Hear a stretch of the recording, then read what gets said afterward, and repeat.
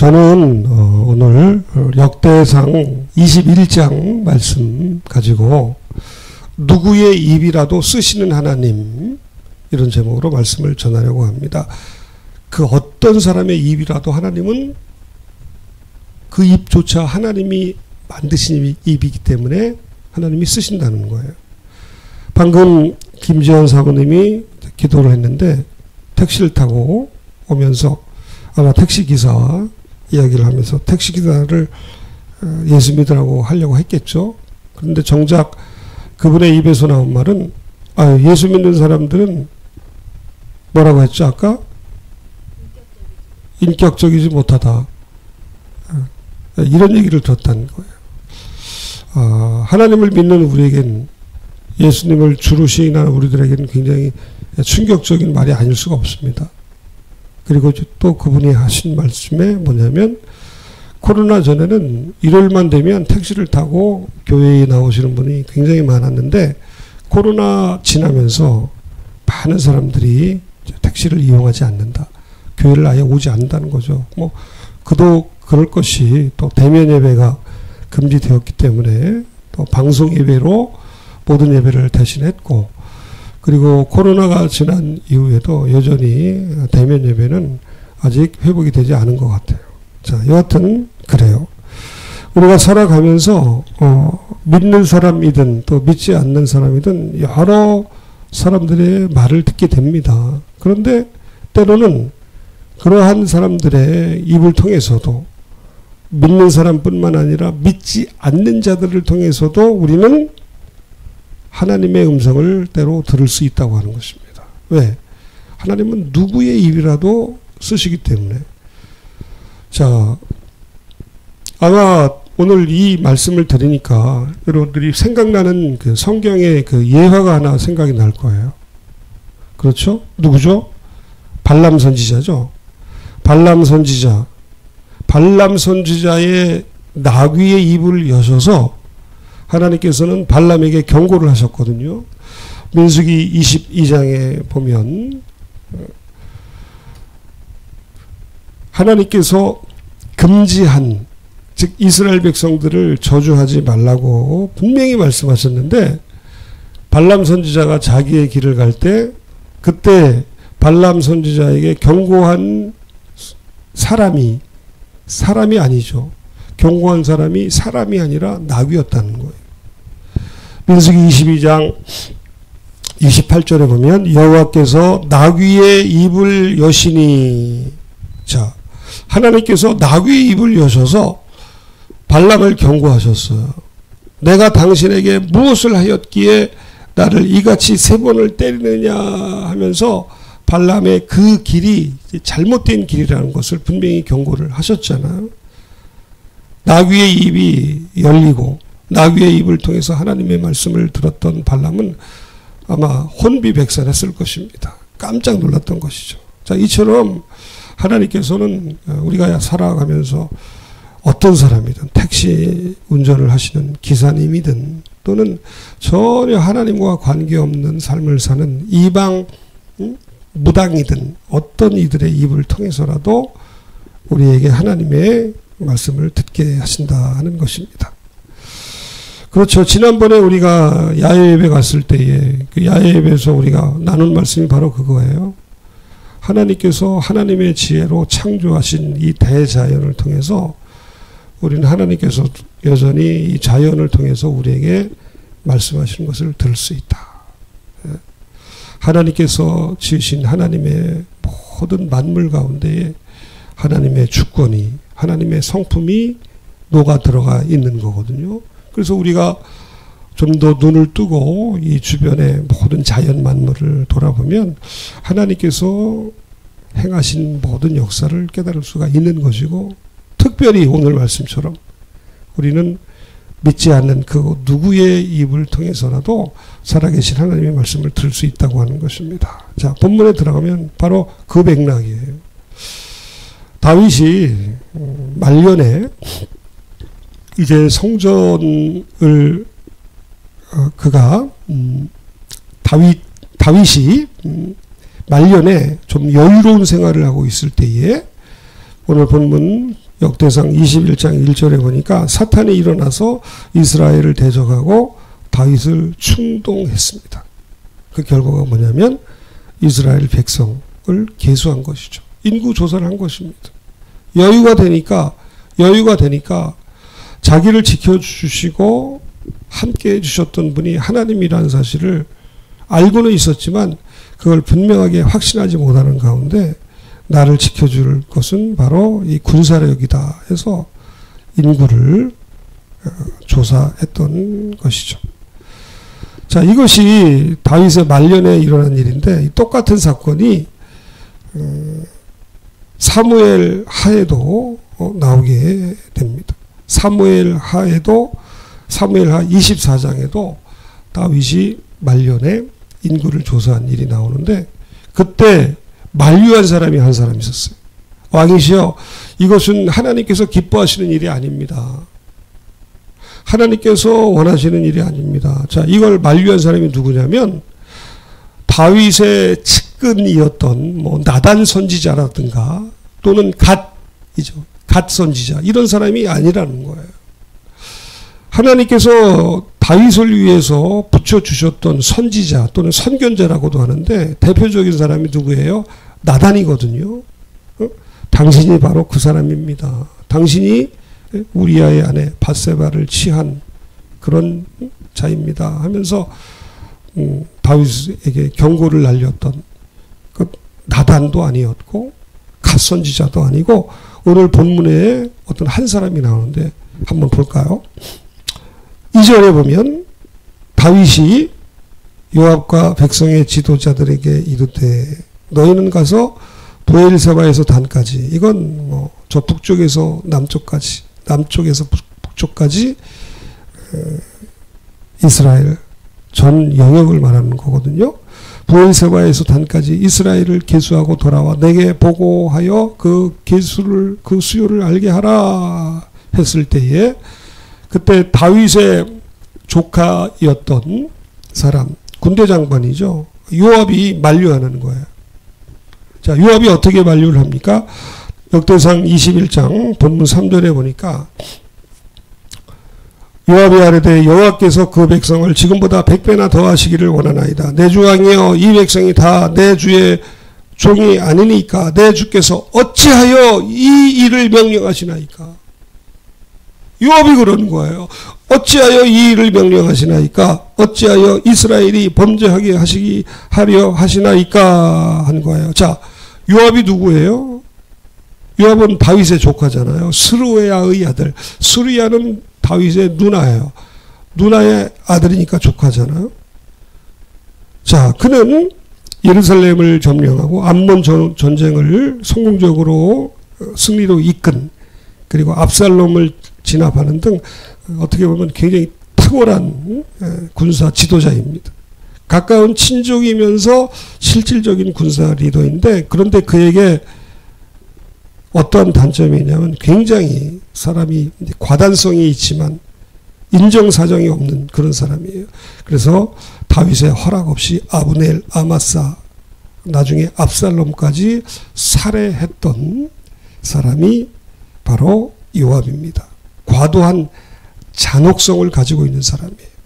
나중에 다윗이 이제 요압에게 내 아들 압살롬을 좀 너그러이 대우해달라라고 했지만 전혀 그 얘기를 듣지 않고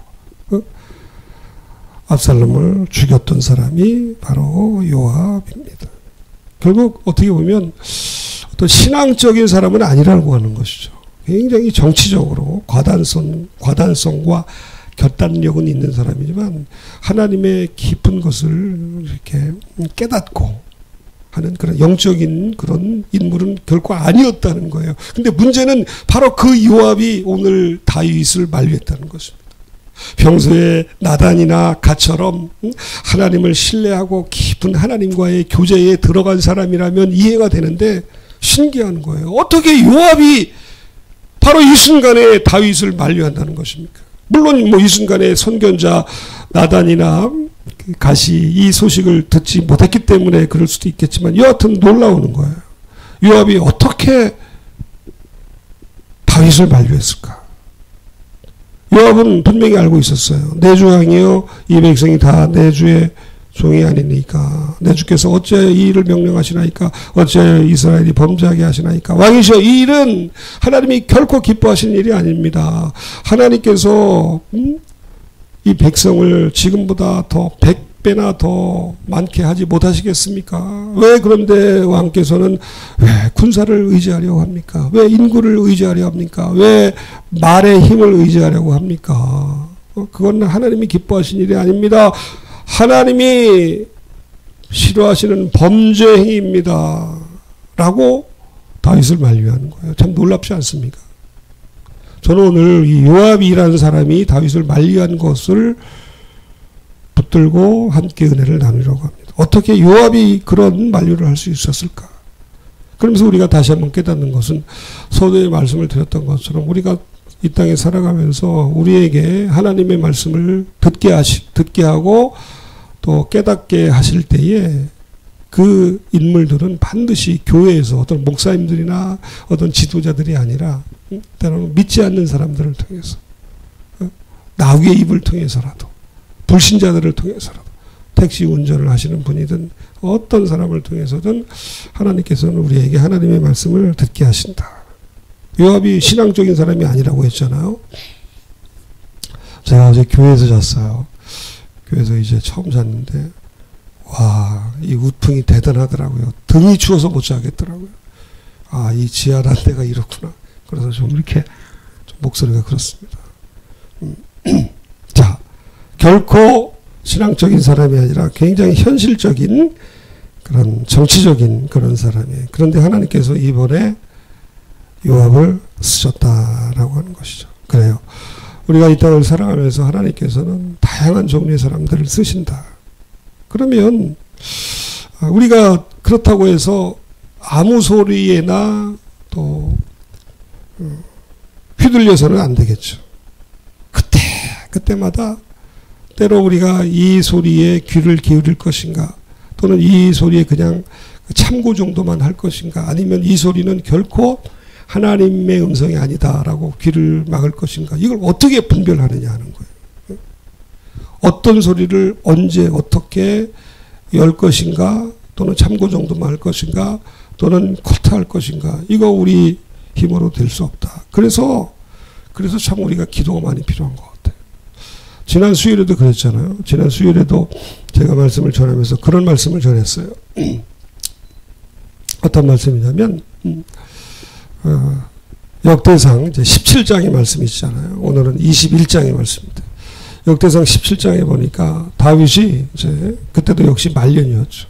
그가 자신은 아주 참 백향목으로 된 궁궐에 서는데 여호와의 법궤는 저 휘장 가운데 있는 걸 보면서 그때 나단에게 그 이야기를 한 거예요.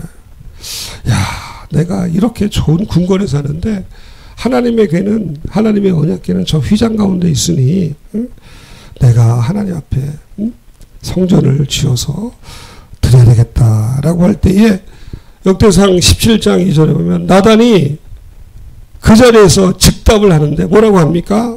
나단이 다윗에게 말하기를 하나님께서 다윗 왕과 함께 계십니다.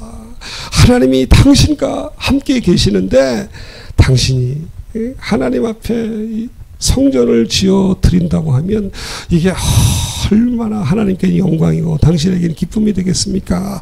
그대로 행하소서. 그런 거예요. 그런데 여러분 그 나단의 말이 그게 맞는 말이에요? 틀린 말이에요? 들었잖아요. 그 틀린 말이에요. 하나님께서 그 말씀을 들으시고 아이고 이 녀석아 했을 거예요.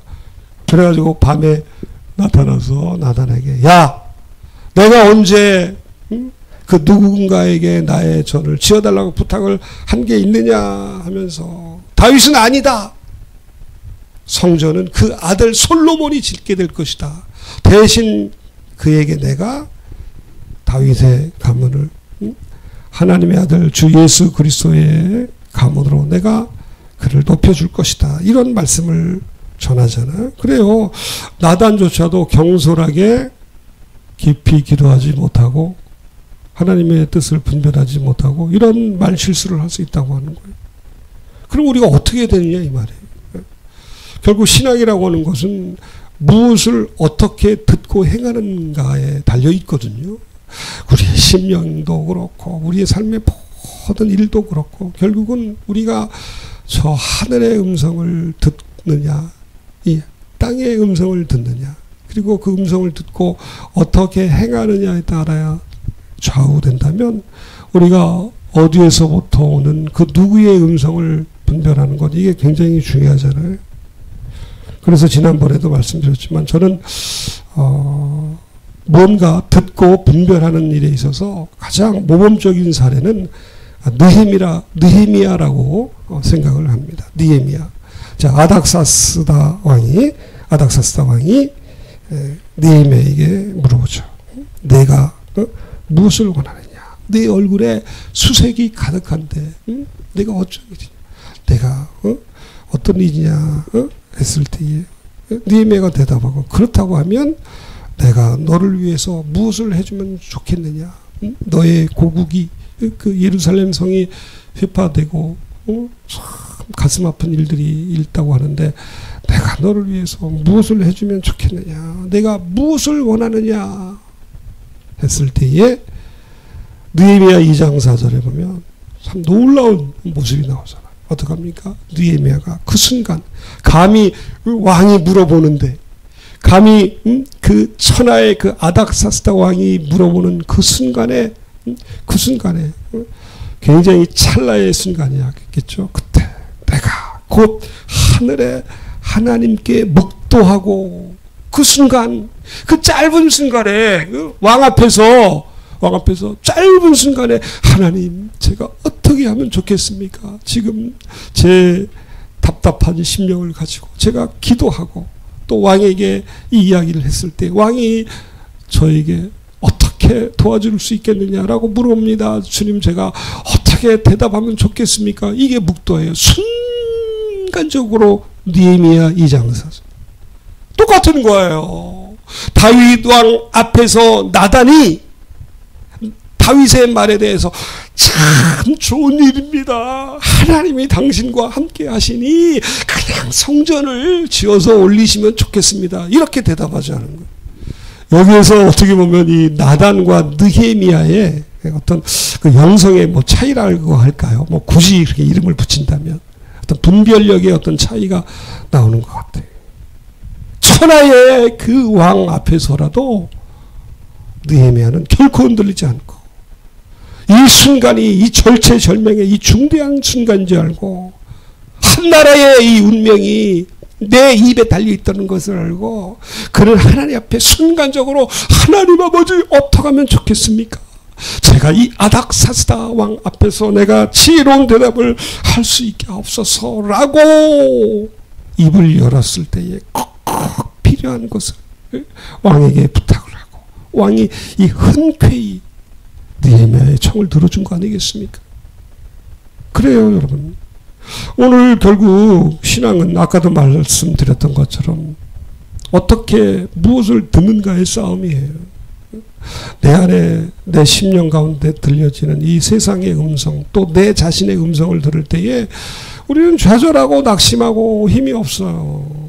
내 자신이 점점 초라해지는 것 같아요.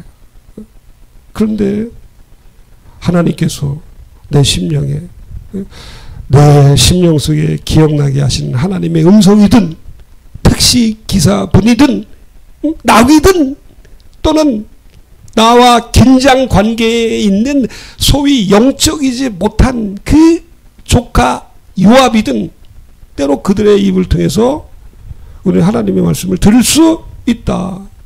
근데 무조건 들어서는 또 안 되겠죠. 요압 같은 자는 아주 교활한 자거든요. 아주 자기 이익에 밝은 머리 회전이 빠른 그런 사람들의 말을 무조건 또 들어서는 안 되겠죠. 그러나 들어야 할 때가 따로 있다고 하는 것입니다. 그래서 우리에게 정말 필요한 것은 하나님께서 우리에게 학자의 귀를 주셔야 될 것 같아요. 학자의 귀. 학자의 귀는 내가 모든 것들을 다 알고 있다. 내가 모든 것들을 다 깨닫고 있다고 하는 그런 자세가 아니라는 거예요. 학자는 학습자란 뜻이거든요. 대학 강단에서 가르치는 그런 교수 이런 사람이 학자가 아니라 이사야 50장 4절에서 말하는 이 학자는 배우는 사람이에요. 항상 배우는 사람. 나는 아직 모릅니다. 나는 아직 깨닫지 못합니다. 나는 다 알 수 없습니다. 그러니 하나님이 도와주셔야 합니다. 하는 자세로 귀를 쫑긋하고 듣는 자가 학습자예요. 그가 학자예요. 그래서 이사야 50장 4절에 보면 이사야가 이런 고백을 하나님 앞에 드리죠. 주 여호와께서 학자들의 혀를 내게 주사 나로 곤고한 자를 말로 어떻게 도와줄 줄을 알게 하시고 아침마다 깨우치시되 나의 귀를 깨우치사 학자들 같이 알아듣게 하시도다. 아멘. 바로 학자의 귀, 학자의 입. 내가 이미 다 아는 것이 아니라 나는 아직 모른다. 그러기에 순간순간 느헤미야처럼 순간순간 들을 때 말할 때에 하나님의 도우심을 구하며 듣고 말하는 사람, 그 사람이 바로 학자라고 하는 것이죠. 더더군다나 우리가 이 땅을 살아가면서 얼마나 이런 게 필요한지 몰라요.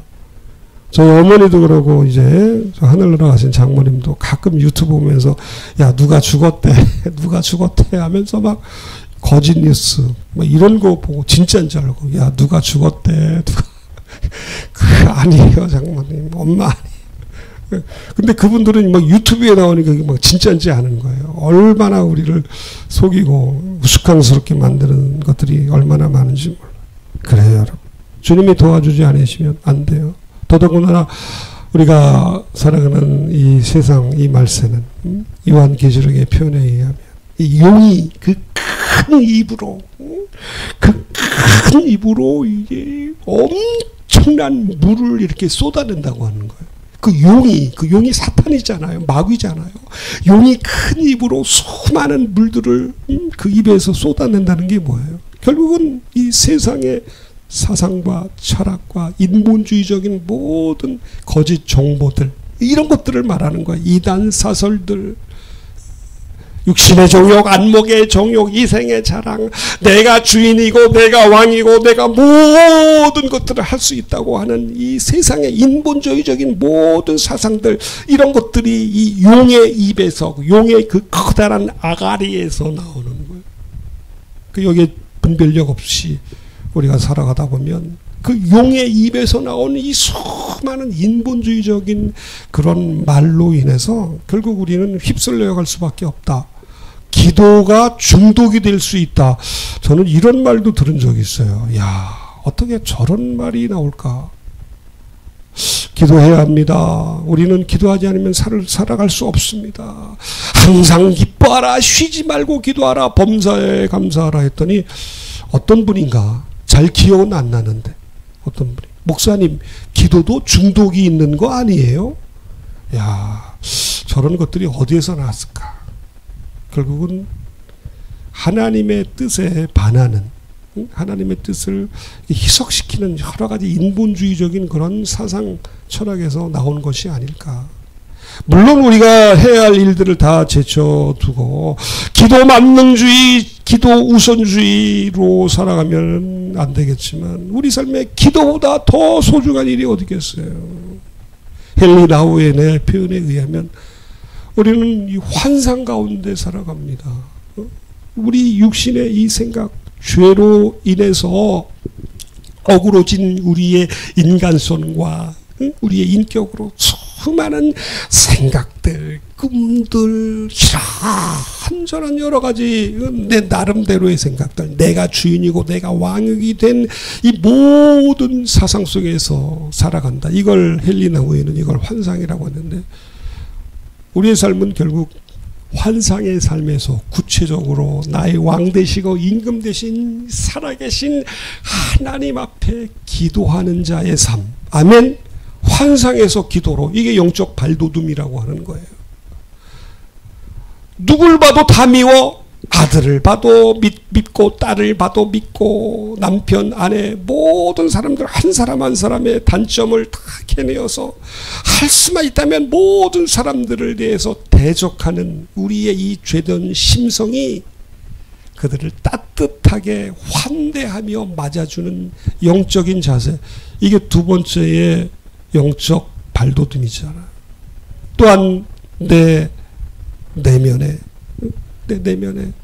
참으로 외로움에서 나는 혼자이고 나는 아무것도 할 수 없는 그러한 자이다 라고 하는 이런 외로움을 뛰어넘어서 하나님께서 내게 허락하신 이 광야의 기간을 고독으로 승화시켜내는 외로움에서 고독으로의 삶, 이것이 첫 번째 영적 발돋움이잖아요. 저는 굉장히 이게 중요하다고 봅니다. 하나님의 백성의 영적 발돋움, 첫 번째, 외로움에서 고독으로, 적대감에서 환대로, 환상에서 기도로. 결국은 이게 우리의 평생의 삶이에요. 평생의 삶이에요. 그 영적 발돋움을 내가 내 힘으로 할 수가 없어요. 하나님의 성령께서 도와주셔야 돼요. 오늘 누구의 입이라도 쓰신다고 하는데, 그러면 하나님께서 나를 위해서 언제 어떻게 누구의 입을 쓰실 것인가, 이거 분별하는 거, 이거 내가 내 힘으로 분별할 수가 있습니까? 할 수가 없어요. 그래요, 여러분. 오늘 본문 1장 1절에 보니까 사탄이 일어나 이스라엘을 대적하고 다윗을 충동했을 때에 요압이 만류한 거예요. 야, 사탄이 충동했어요. 사탄이 충동해서 우리로 하여금 하나님의 길이 아닌 세상의 길로 걸어가려 할 때 하나님은 반드시 만류하는 자를 우리에게 세우시는데, 오늘은 그 사람이 바로 요압이에요. 1절에 충동, 2절에 계수, 3절에 어찌하여. 이게 우리가 이 땅을 살아갈 때에 우리 삶에 일어나는 영적 실상을 가장 간단하게 세 단어로 표현한 거라고 저는 생각을 합니다. 1절 마귀의 충동, 2절 그래? 계수해야 되겠다. 계수. 3절 그런데 하나님께서는 우리가 이 세상의 길로 걸어가려 할 때에 반드시 휘파람을 부신다. 휘파람을 부시는 하나님, 휘파람을 불어서 우리가 가던 그 길이 잘못된 길인 것을 깨닫고 돌아가게 하신다. 1절 충동, 2절 계수, 3절 어찌하여. 요압이 어찌하여. 우리의 신앙의 성패는 어찌 보면 어찌하여라는 그 음성을 듣는데 달려 있다고 해도 과언이 아니에요. 딸에게도 들을 수 있어요. 아내에게서 들을 수 있고, 남편에게서 들을 수 있고, 그 어떤 사람에게서 들을 수 있고, 믿지 않는. 요압이 결국 나중에 솔로몬에게 죽임을 당했는데 그가 과연 천국에 갔는가? 그건 이제 학자들도 의견이 분분합니다. 지옥 아니에요. 무조건 천국 아니에요. 중도적인 입장이 이제 유력하다고 하는데, 그래요, 여러분. 왜 그 말씀을 드리냐면, 믿지 않는, 구원받지 못한 그 누구의 입을 통해서라도 우리는 어찌하여, 목사님 어찌하여, 사모님 어찌하여, 당신은 어찌하여라고 하는 그 음성을 잘 듣고 분별하는 것이 신앙의 성패라고도 할 수가 있어요. 왜? 하나님은 우리가 시험 당할 쯤에 반드시 피할 길을 내시는 거거든요. 오늘 이 요압이 어찌하여라고 하는 그 말이 결국은 다윗이 사탄의 충동과 격동에 사로잡혀서 인구를 계수하려고 할 때에 하나님께서 허락하신 피할 길이라고 하는 거예요. 고린도전서 10장 13절 사람이 감당할 시험 밖에는 너희가 당한 것이 없나니 오직 하나님은 미쁘사 너희가 감당하지 못할 시험 당함을 허락하지 아니하시고 시험 당할 즈음에 또한 피할 길을 내서. 여러분, 우리가 그런 고백 많이 하잖아요. 우리가 세상의 길로 육신의 길로 행하려 할 때에 하나님께서는 그 순간에 우리를 어떻게든 깨우시더라고요. 예를 들어서 이제 새벽기도 인도할 때 이제 정확하게 그 시간에 어쩌면 기가 막히게 깨우신 우리가 경험하잖아요. 또한 우리가 세상의 길로 가려 할 때에 하나님께서는 반드시 어떤 사인을 주시고 피할 길을 주시고 우리를 만류하시는 그 하나님의 섬세한 움직임이 있습니다. 대개 우리가 그걸 무시하죠. 스가랴 선지자의 말처럼, 스가랴 10장 8절의 말씀처럼 내가 그들을 향하여 휘파람을 불어 그들을 모은다 라고 말씀하고 있거든요. 하나님께서는 우리의 삶에 우리가 잘못된 길로 가고 잘못된 일로 행할 때에 반드시 바람을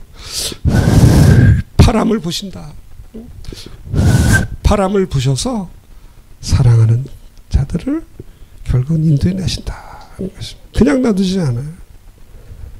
7번 넘어질지라도 다시 일어나게 하시는 하나님께서는 우리에게 어찌하여라는 음성을 듣게 하시고 휘파람을 듣게 하심으로 말미암아 구원받은 자로서 구원받은 자답게 하나님의 백성답게 살아갈 수 있는 힘과 지혜를 저와 여러분들에게 허락해 주실 줄로 믿습니다. 하나님의 성령께서 항상 우리와 함께 하셔서 분별할 수 있는 지혜와 은혜를 주신다라고 하는 거예요. 오늘 일어난 이 사건의 배경은 아까도 말씀드렸지만 다윗이 이제 남부러울 것이 없는 편안한 때예요. 이 편안한 때에 결국은 인구조사 사건이 일어나고 나중에 또 뭐가 나타나죠? 이제 밧세바 사건이 나타나잖아요. 이 편안할 때가 참 문제. 이 편안할 때 참 이 사건이 많이 일어나잖아요. 그래서 편안할 때일수록 하나님께서는 때로 우리에게 요압을 붙여주시는지 몰라요. 근데 우리는 요압을 다 거부하잖아요. 요압 같은 인간 안 보려고 하잖아요. 또 필요한 때에 하나님이 우리를 붙들어 주셔서 요압 같은 사람으로부터 어찌하여라는 음성을 듣게 하시고 나귀로부터 어찌하여라는 말을 듣게 하시고 휘파람을 통해서 우리가 세상의 길로 가지 않게 하십니다. 결론의 말씀을 드립니다. 여러분, 누구의 입을 통해서라도 우리에게 하나님의 음성을 듣게 하시는 하나님. 그런데 여러분, 어찌하여라고 하는 그 음성을 우리의 심령에 가장 분명하고도 확실하게 말씀해 주시는 분이 있어요. 그분이 누굴까요? 어찌하여 이 목사야, 어찌하여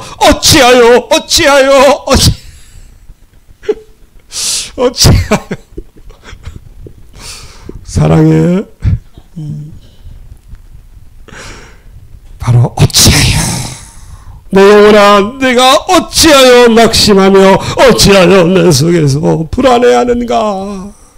너는 하나님께 소망을 들어 그가 나타나 도우심으로 말미암아 내가 여전히 찬송하리로다. 시편 42편 그리고 43편에 내 영혼아 내가 어찌하여 낙심하며 어찌하여 내 속에서 불안해하는가.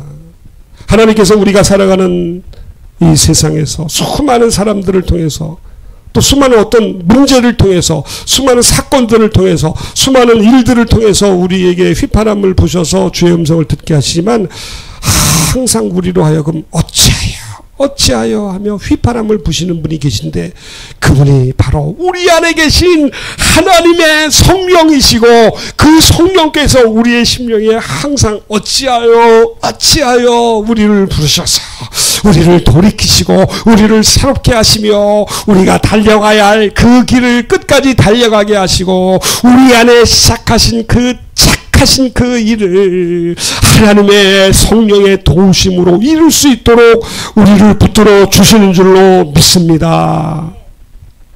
믿음으로 말씀으로 기도로 하나님의 백성으로 달려갈 그 길을 달려갈 때에 어렵고 좌절된 사건들 일들이 많겠지만 낙심되고 절망한 일들이 많겠지만 그때마다 어찌하여 낙심하느냐 어찌하여 절망하느냐 어찌하여 쟁기를 잡고 던져버리느냐 어찌하여 그 자리에 주저앉아 있느냐 하면서 우리를 그 사랑의 음성으로 나태하고 나약하고 형편없고 형편없는 그런 판단이 아니라 우리를 긍휼히 여기셔서 내 안에 시작하신 그 착한 일, 내 안에 허락하신 그 착한 일을 끝까지 이루고 이 주님의 품 안에 이룰 수 있도록 끝까지 달려갈 수 있도록 힘주시는 성령님의 놀라운 음성이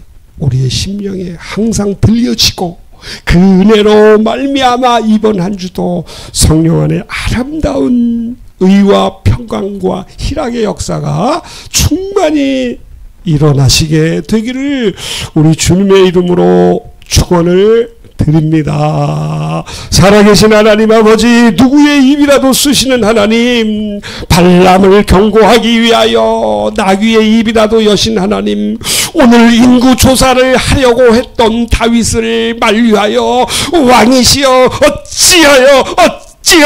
어찌하여 만류했던 그 요압, 기도하는 사람도 아니고 신앙적인 사람도 아니고 믿음의 사람도 아닌 바로 그 인간이 그런 이야기를 했을 때에 주여, 다윗은 비록 그것을 듣지 않았지만 우리는 다윗 같은 실수하지 않게 하시고 날마다 어찌하여 돌이키시고 지적하시고 붙들어 주시고 환기시켜 주시고 새롭게 하시는 우리 성령님을 붙들고 성령님의 음성에 따라 살아가는 복된 한 주가 될 수 있도록 하나님 아버지, 이 자리에 모인 우리 모든 사모님들, 전도사님, 주여, 우리 청년, 우리 까치산 교회를 지켜보고 인도하여 주시옵소서. 우리 구주 예수님 거룩하신 이름으로 기도하옵나이다.